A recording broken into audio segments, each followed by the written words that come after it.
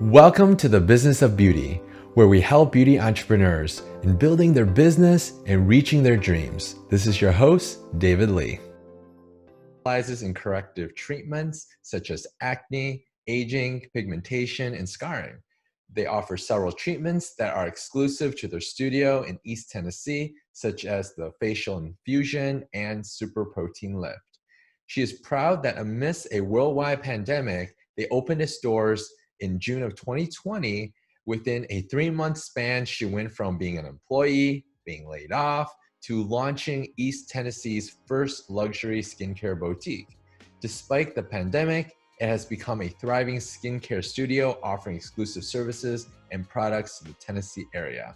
Her superpower is doing face masks while binging The Housewives. If it were an Olympic sport, she would be a gold medalist. Well, welcome to the show, Cara Dempsey at Cara. Thank you so much for having me. I hear that intro and I'm like, who, me? Yeah, that's pretty awesome. Yeah, you're multitasking there. So yeah, I mean, you know, I don't hear many people trying to start a business during this time, but I mean, there's really never a wrong time to start a business, but right now it must be crazy, crazy tough. But before we get into like how you got started or how you start the business, let's go back and let's talk about like how you got started in the industry and then kind of how it led up to where you're at today. Yeah, so it's kind of a funny story. I actually went to school for aesthetics twice. So I always joke that I'm like very committed to my career because I went to school twice for it. So the first time I went, it was in 2009. So I was like 19, I was pretty young, but I wanted to do makeup. And then when I got into school, I realized that I hated makeup, but I loved everything else. And especially now with like Instagram makeup, and it's just like a whole art. So I would never be good at that. But so I went to school for aesthetics the first time in 2009 and I graduated, but I never ended up taking my state boards. So if you don't take your state boards, you can't work. But I was young and I was just trying to figure out what I wanted to do. But I always kind of worked jobs that were kind of in the realm, like front desk at a salon. I worked at a natural skincare company for a while. So I always was kind of in the realm, but not actually the practitioner. And that definitely was like a regret. I would say if I could go back, I would have just taken my state boards and done it the first time. But you live and you learn. Hindsight's 2020. But I, was just going through some life changes. This is 8 years later. And I was to a point where like, what am I doing with my life? Like, if I want to do skincare, I should just go back to school and do it. But I felt like because I was a little older, in my late 20s, that, the time had passed. But I got to the point where I was just like, I don't want to look back and regret. So I decided to go back to school. And I was living in Charlotte, North Carolina at the time, but my family lives here in East Tennessee. So I moved here, went to school, graduated in 5 months and, got licensed. And I think, because I had that experience the first time, not taking my state boards and that regret that I was like really on it this time. But I was in school, there were people older than me, younger than me. So I'm definitely glad that I did that when I graduated. And that was about a little over 2 years ago now. Oh, okay. So we're looking at 2018, right? Yes. Okay. So 2018, I really did not want to stay in East Tennessee. I was looking to go back to Charlotte, or I had looked for jobs in Chicago, in South Carolina. So I did not want to stay here. But life has other plans. I know. It just was smaller here and I wanted to be back in a big city. I just love that energy and the vibe of a big city. But I got offered a really great job here at a med spa, and I always said I would just go where the best opportunity was, and it was here. So I stayed and I got to, learn under someone, and they mentored me. So it really was a good experience, and I'm glad that I stayed. And then that kind of just leads up to the point of COVID and the shutdown. I was just working there, and then March of this year was when I was, furloughed. So. Oh, yeah. So at that point, was it was it a surprise to you around March time, or were you expecting it? Did you have a backup plan at that point? I mean, what was going through your mind? So in March, and I still remember the day, it was March 18th. I went into work and I had no idea that that would be my last day of work. But the owner decided to close the doors, and I totally respect that. It was a, a smart move, a safe move. So that was my last day. And, it was rough there for a few weeks just because I wasn't getting unemployment. And so I had no money coming in. I think it's hard in this industry because you don't get, hourly pay if you're not working, and you don't get benefits typically. So it can be hard.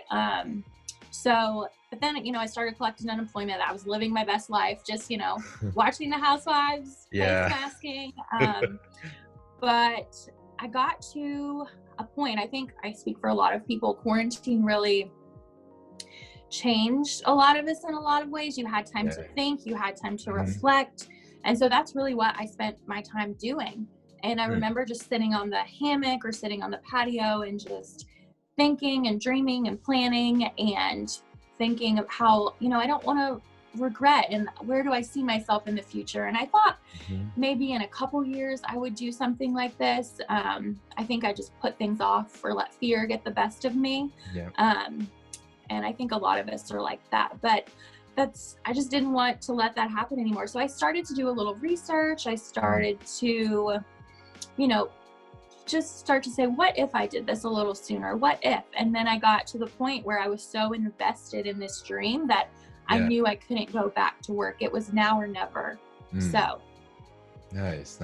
So what was like some of the research that you've done and the first steps on kind of starting your first business? This is your first business, right? Yes, my first business. And anyone will tell you, I did not go to business school. My mind does not work this way. I am more of a creative type. I had no idea what an SEO was until that I started doing research. Like, I know that's your world. Like, I just have no idea about any of this. So And for those that are watching, SEO stands for search engine optimization. So getting your results on Google. Okay. Yes. I had no idea what that was. So I found a really great accountant who could kind of navigate me through the situation. Google has become my best friend. So, I mean, really just trial and error and figuring things out as I go. Like I said, if I can do it, I mean, literally anyone can do it. I am so challenged when it comes to this stuff. But I do think it's important that, I had enough savings. You don't want to go into something. You want to be bold with like your plans and your dreams, I feel like, but you also want to be smart. So making sure that you've got enough money set aside, that if another shutdown were to happen, that you can afford the rent, just things like that. I mean, I guess in your case, like, was there a certain number that you had, like, okay, I have enough savings now? And I guess for our viewers, how much is enough, right? Is it $1,000? Is it $100,000, right? How much is enough to start that business? Right. And I think it's different. The cost of living here in East Tennessee is less than it would be somewhere in like California or New York City, right? Yeah. Exactly. But for me, I wanted to make sure that I could survive paying the bills personally and with the business for 3 months. 3 months. Yes, that's what I did. And so I probably had a little more than that, but 3 months was like the minimum. And especially with COVID, I'm like, okay, the shutdown would last a month, 2 months, 3 months. So what if they extended it again? So you're not bringing any income, right? They just don't allow you to. Now what, right? Exactly. So just making sure I had that in place. One of my clients referred me to a realtor, so she helped me get a spot. But again, making sure, I think it's important to make sure you want a great spot, but you don't want to go beyond your means. You want to make sure that it's affordable. I have an extra room here that I want to rent out. So someone who could help with that. So just being smart that way, I think is really important. So, all right. So you started in end of March, right? I mean, so you got furloughed in mid-March, right? And then you started coming with this idea, would you say end of March? Probably end of March, maybe even into May. So, Okay. and So March, so April and then May, right? Um, mhm. so then when did you find the location? When did you start putting together like the LLC paperwork, the business structure, working with your accountant and all that? Did you do that Mhm. all under 30 days? Is that like how fast it moved? So I had actually filed my LLC probably at the beginning of the year, Oh, just okay. because I knew what I wanted the name of my business to be, but I thought, like I said, Got it it. was a year or two off. So Yeah, I so I'm just just wanted to make reserving my name. Right? Just like, hmm okay, got it. yes. So I did. Yes, I did Yeah. that at the beginning of the year, um, and then probably end of April, like I said, really early May, I had to go quit my job because I was furloughed, but I had to go tell her, hey, I'm not coming back. And Mm, she, handled it well. She knew that I was following my dreams, and so she supported me. yeah. But I did have to quit that job. But then the accountant really helped me get all the licenses that I needed. I mean, she told me what I needed to get, but I had to go to the website and do it myself. And Yeah. everything just takes longer during COVID. So things were, Oh yeah. just Some places taking weren't even much longer. open, right? Yeah. Exactly. Mm. Or places where you typically could go inside, you had to do online now. So I Mm. definitely, patience is a virtue. And I have learned that things just take, time. So Yeah, yeah. So that's why I was surprised. Like, did it take you 30 days to kind of get everything up and running? Did it take longer? probably, probably a little longer. I think I posted, you know, I opened my doors on January 23rd. And I think that end of May 15th, maybe was the day that I like officially announced, hey, this is happening. Um, Uh, so yeah, okay. it's been a whirlwind. Yeah, yeah. So, okay. So, um, what was the experience like looking for a space? I'd like to kind of hear more about that, like working with your realtor, and were you looking at spaces, during this, during May time frame, right? Yes. So, like I said, one of my clients referred me to the realtor, and she Yeah. was amazing. And I thought it would have been a lot easier to find a space. Honestly, I thought Oh, people are going to be trying to get out of leases, or yeah. people won't be able to pay the rent. So, I'll have, all these choices, but it was not that way. Mm, It was really hard to find a place. And I was really discouraged, but it just took a lot of, mhm. looking. And yes, we did go look during quarantine a little bit. So that was interesting, just trying to see a space with two realtors socially distanced. Yeah. So that was interesting. But luckily, I saw maybe 4 or 5 places in person. Yeah. And, when I found the spot, I knew it was it. So Nice, nice. Now, what made you decide to, lease a space versus like subleasing a space that was already available and just renting out mhm. like a room or whatnot? So I probably looked at all options. There is a place that's still kind of like, yeah, I feel like I'm going to manifest that one day. There's a house that I looked at that is probably 100 years old, and it had been made into this, workspace Oh, and nice. Mhm. for a business. And I wanted something with a lot of character, something that, was in like a central part of town. But the house, they would not rent it to me. They only wanted me to buy it. And Uh, so one thing I learned, it's not like when you buy like a house to live in, you have to have the percentage is way higher that you have to put down for, mm, yeah, makes like a sense. business space. Yeah, So again, I really wanted that place, but I did not want to financially put myself in such a strapped position to begin yeah, with. yeah. So I kind of had to let that go. And Mm, then I did look at room rentals. I found that okay, they were very expensive for like a really? 100 square foot room. Yeah. So the place I have now is 850 square feet. There's Yeah. 3 rooms, a restroom, a lobby, Yeah. and it's maybe a little more than what those 100 square feet rooms are. Um, Okay. Okay. Can you give us like so some I pricing so we can like have some relative numbers to kind of so compare? the room rentals I were looking at varied between maybe $200 a week to $220 a week. Oh wow. And Okay. That is just per I, week basis. Dang. Okay. Yes, per Yeah. week. And so now I'm in a place that's 800 square feet and I pay just over 1,000. Yeah. Um, Yeah. So so yeah, so pretty much you're pretty close, because if you're looking at what, 200 a week, 4 weeks in a month, right? That's $800, mhm, right? If you're paying 1,000 a month, right? At the space right. that you manage, right? You get to you have pretty much full control of, that, why not, right?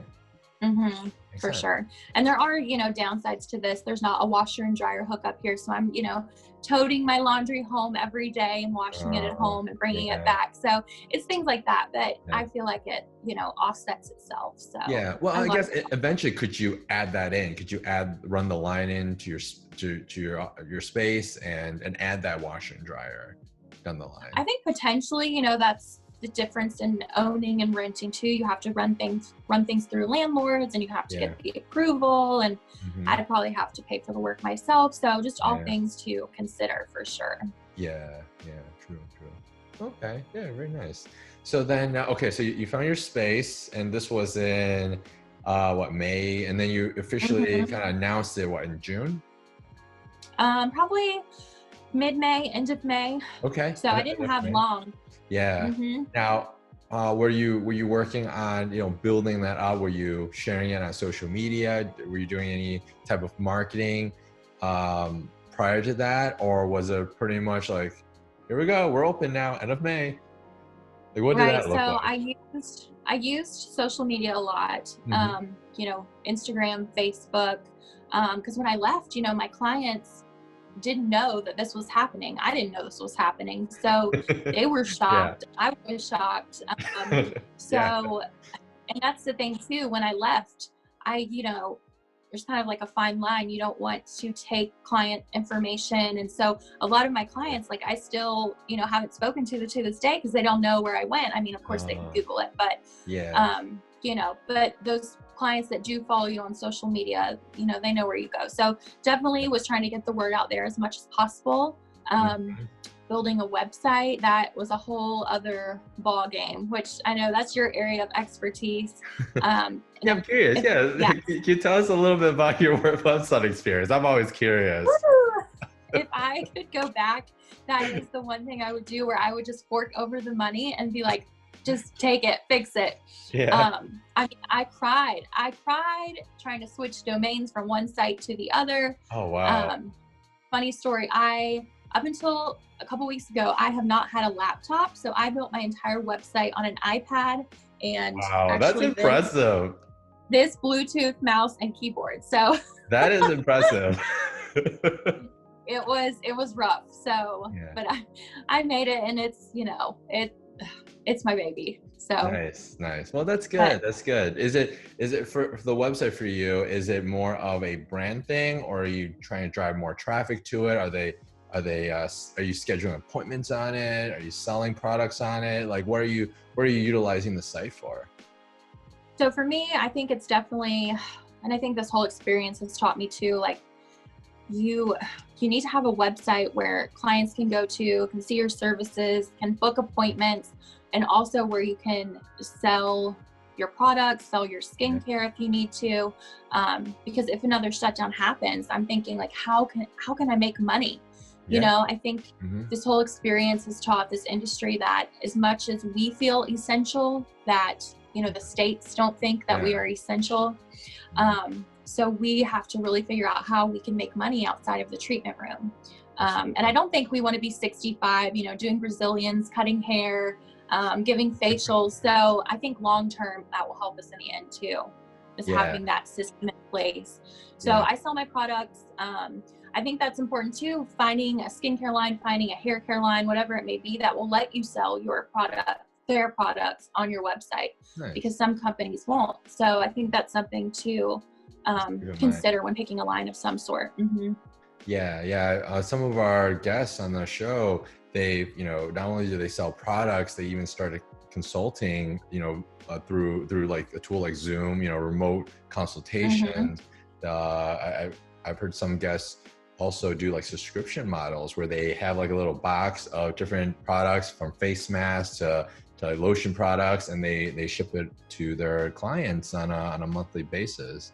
So I thought that was Mm-hmm. pretty cool, and it allows Yep. the extra stream of income. They even said, hey, after this whole quarantine thing is over, we're going to keep doing it because our clients like it so much, and it's an extra stream of income.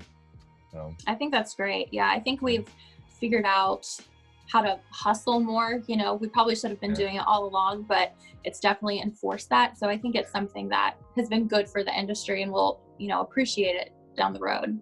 Yeah, it's the individuals that evolve and kind of follow with the times and changes in this world that do survive. You know, there are plenty that are like, hey, I am just so exhausted, I'm tired, and this is just a perfect reason for me to just close down business, and which is okay. I mean, you know, that's them. But for those that are, I mean, business never gets really easy per se. Starting a business never was necessarily easy, and maintaining it and growing it has never been easy, right? It's like, it's whoever has the endurance and the willingness to kind of push through and say, hey, these struggles, I'm going to fight through it. I'm going to figure it out and move on and get to my next, you know, stage. Those are the businesses that survive no matter what it is. Because in the future, there's going to be another like pandemic, right? Be it not from a virus or something else. So it's those businesses the entrepreneurs that can adapt, right, to that. Yeah, I think that's so true. You have to be like a chameleon almost, and just, you know, whatever's thrown at you, you have to adjust. And it makes the good moments that much sweeter when you know that you've gotten through so many hard things. So that's what I'm learning too, is appreciate those good moments. Yes, exactly. So what have been, I guess, the most challenging thing building your business in the past few months? Oh man, that's a good question. I mean, I told someone else this. I feel like each step I feel like is the hardest point, and then I get to the next step, and that one seems like the hardest. So yeah, finding the space I felt like was the hardest, and then getting all the taxes and signing up for all, you know, the city leases and just things that you need. I felt like that was the hardest. And then coming in here and painting every single wall 3 times, you know, I was exhausted. I felt like that was the hardest. So I feel like each step has felt really hard, but like I said, it makes those good moments worth it. And then on my opening day, like, I don't think I was used to being the front desk person, being the putting on all these different hats. Yes, you know, ordering the stock that I need to, cleaning up, taking out the trash, like doing every single thing. So that definitely took some time to get used to. So, I mean, I feel like that's, you know, a bad answer. I feel like it's all really been tough, but I think, like you said, you've just got to persevere and just kind of push through and know that it will be worth it in the end, because it's your baby, it's your vision and your dream, really. So I guess what helps you push through like these moments? I mean, I'm sure like, oh man, you know, I mean, let me ask you, I mean, I'm not going to make any assumptions here. Like, were there times where like, oh man, why did I start this? What did I get myself into? Right? Are there these like these points of self-doubt? Right? So what gets you through to this? Like, finally, I've found the location. Got to get through this paperwork. Got to get through this grand opening. Like, what did it take you to kind of get through these steps? That's a great question too. I feel like, you know, there have definitely been moments where I've never regretted it, but it's like, what the bleep have I gotten myself into? Like, what am I doing? So, I mean, there have been texts and tears and phone calls where it's like, why have I done this to myself? Like, I could just, you know, do you think so-and-so will hire me back? I know, right? It's so easy, right? I know, it's definitely not.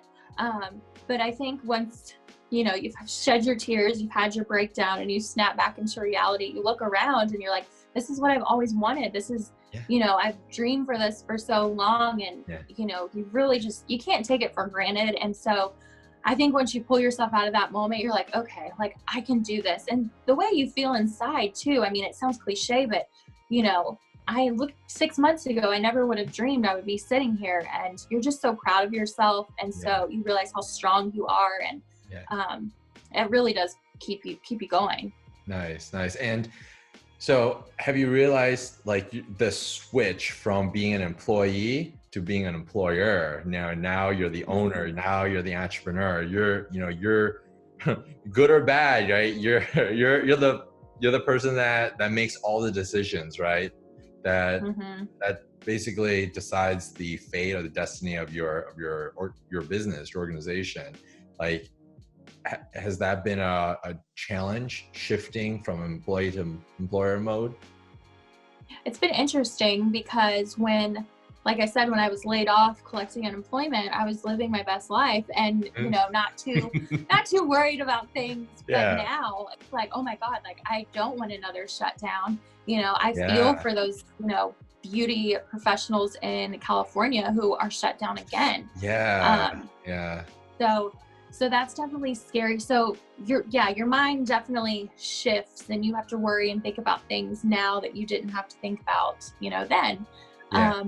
And even to the little things, if a client wants this or that, or wants to schedule or stay late, you can't just like throw it off. Brush it off, right? It's like your own reputation, right? On the line, right? Your whole business is on the line here. And do you notice that you watch the news a little bit more? You're seeing like, okay, what's going on, either in California or especially in Tennessee, in your area, right? How that affects your own business. Do you notice that? For sure. I'm definitely staying up to date, just with the local news and even watching, they have, I think the board has a couple meetings every couple weeks here. So just watching that to see what's happening. And here the bars have to, I think, what is it, Monday? Today's Monday. So they have to shut down here today, again. So it's just things like that. So there's a mask mandate here now. So you're required to wear masks. So it really is, stressful and there's more anxiety, but just taking it day by day. And I think too, I'm such a planner and I like to know what's going to happen when, but this whole business has taught me like nothing will ever go how you think. So just again, learning to adapt and adjust. Yes, I agree with that. Being really good and strong on being able to adapt, adjust when things happen. But it's always, as you mentioned, being a planner, you still want to have some sort of roadmap. You just don't want to blindly go in a direction. You have a roadmap, you have, being able to adjust. So it's just like if you're trying to drive from A to B, there's construction on the road. Okay, you can still get around it, go a different path, right? And you can still arrive to the destination, right?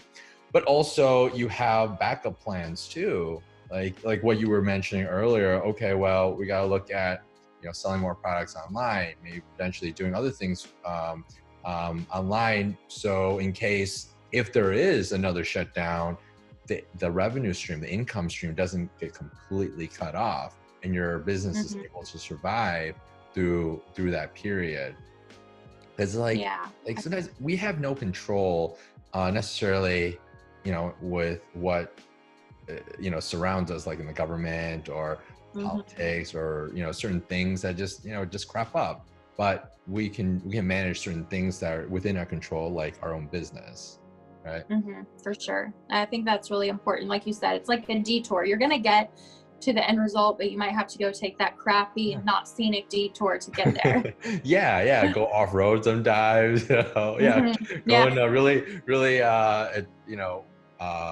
alleyway down the road, which sometimes it might not even be in the right direction, but hey, you do whatever it takes to get to that destination.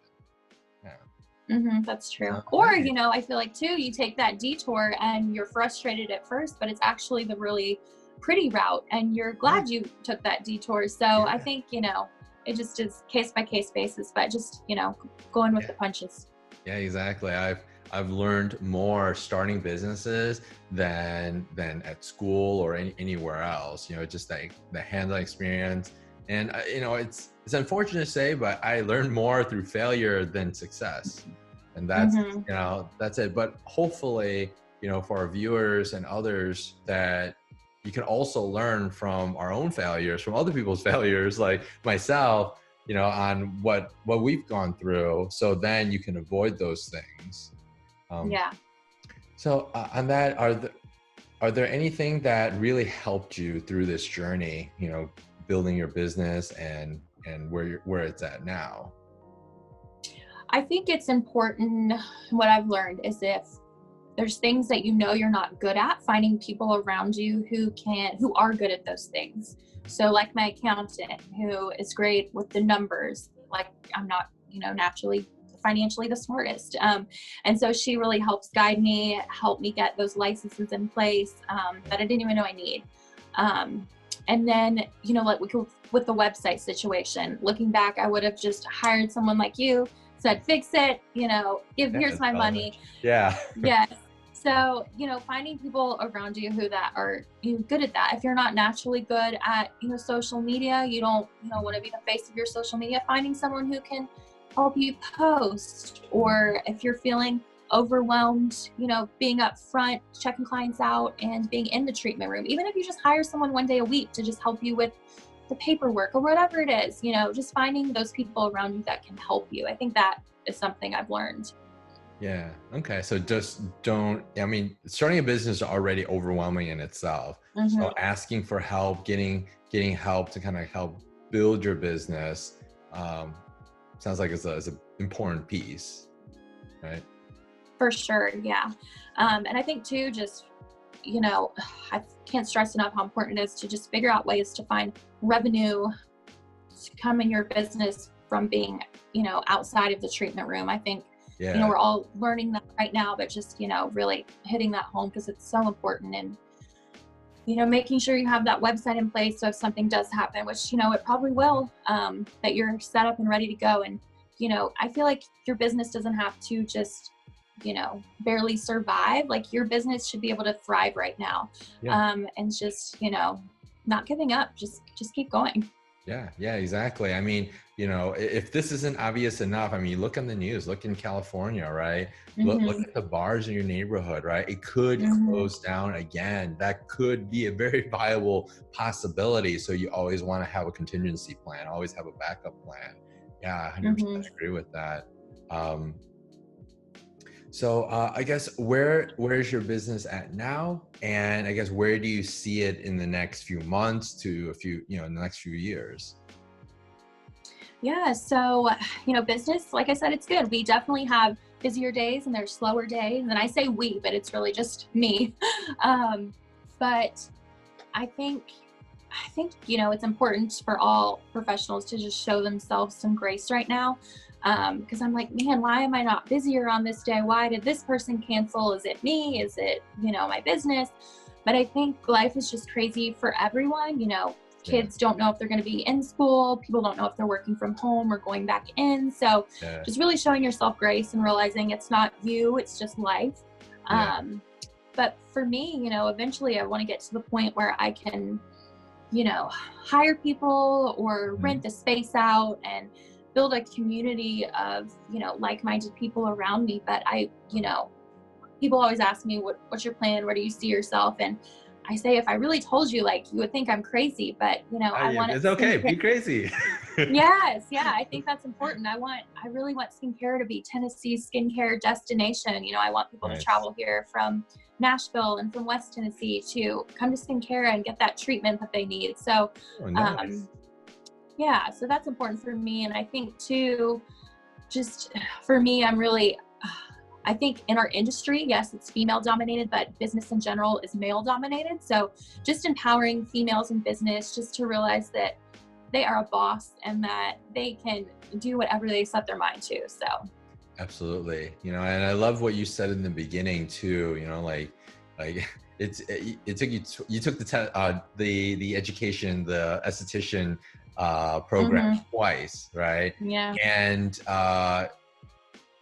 looking back, you should have started it earlier, went through the state board and just kind of get that all done much earlier, but it's never too late, and really what was holding you back, it wasn't really anyone else holding you, it was just yourself holding you back. Exactly. Right? And a lot of entrepreneurs experience this, is that it's really no one else holding you back. It's just yourself. And sometimes we make up the craziest reasons, right? And some of them may be, legitimate, but I've seen people with, they're single moms that are, trying to make a living and they didn't have any money whatsoever, and they're still able to start a business and grow. It may take them longer. It's definitely a lot harder in their situation, but it is possible. It's just that willingness, and they have to overcome that themselves before they can get to that next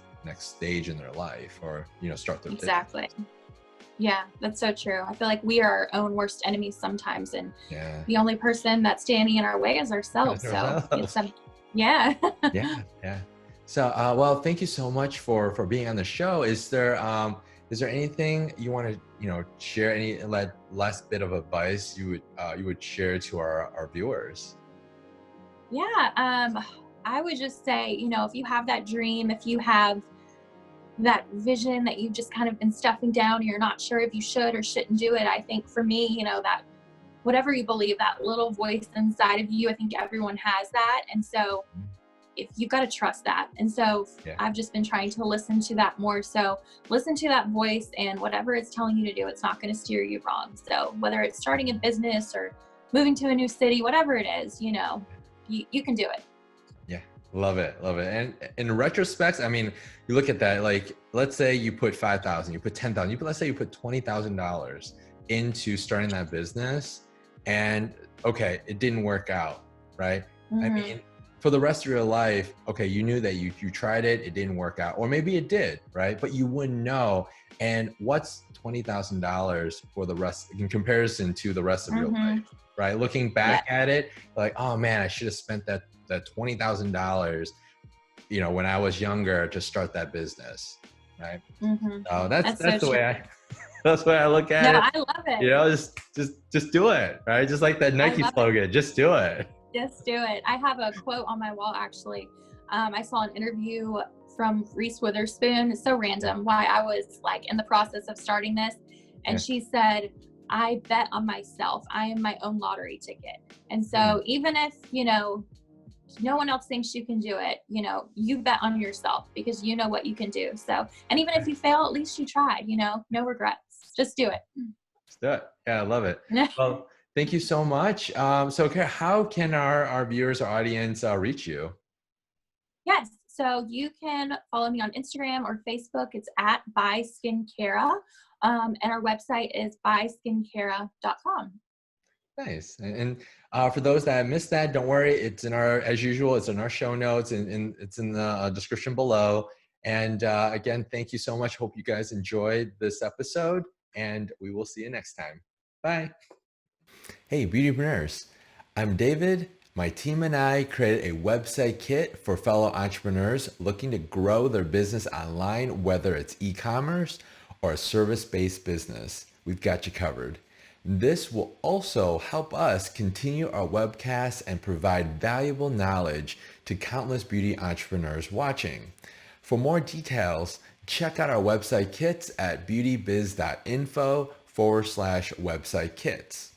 If you like the videos that we make, you can support us by giving this video a thumbs up and subscribing to our channel. Thanks. We'll see you next time.